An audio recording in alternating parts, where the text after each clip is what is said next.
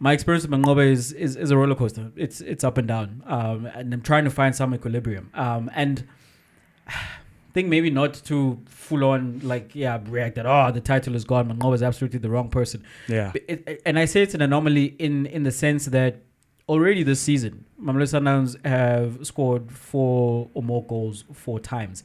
This is as many times as it did the entirety of last season. Mm-hmm. So you look at that and it looks as if, okay, the attack is more potent, right? Yeah. But then you have a game like this. But then you've already had a game like this against this opponent. So then the question is it just this opponent? Mm-hmm. Or as I'm saying, like, is there a blueprint that they've shown to the rest of the league, and are they going to be able...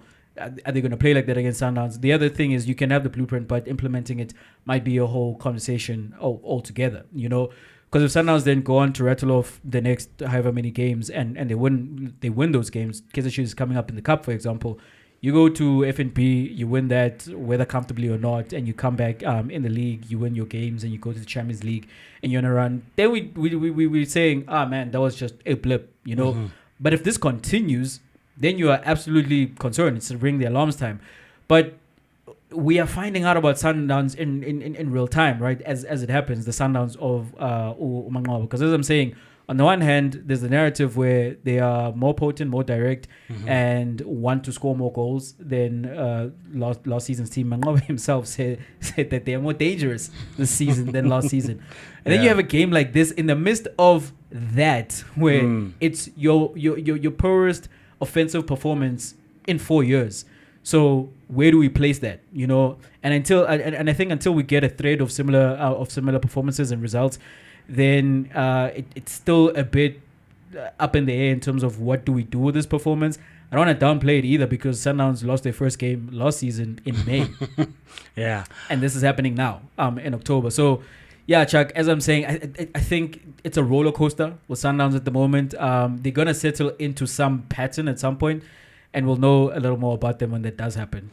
Yeah, it's not a train smash, but it's a cause for concern in terms of you don't want to drop too many points. It is, because especially because the other team is winning all their games. Yeah, and they look quite good at the moment, because it seems like there was a mental shift for Paris, because at this point, as we know, under Ribeiro, under Ngigazi, under Michu, they would have dropped points even while playing decent football. But somehow with this one, they figure out let's be patient, let's find other ways, because truth be told, the first 20 minutes, Paris didn't look good. It was up until they scored that goal that they got their momentum, started playing better.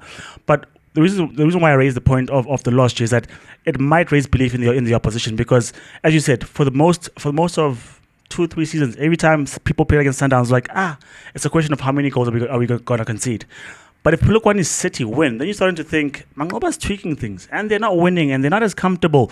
Maybe we have a chance, because that's what you want from teams, to fight, you know. So maybe this does open up the race a bit more and makes it entertaining. But I think it's best placed at this point, the way it is.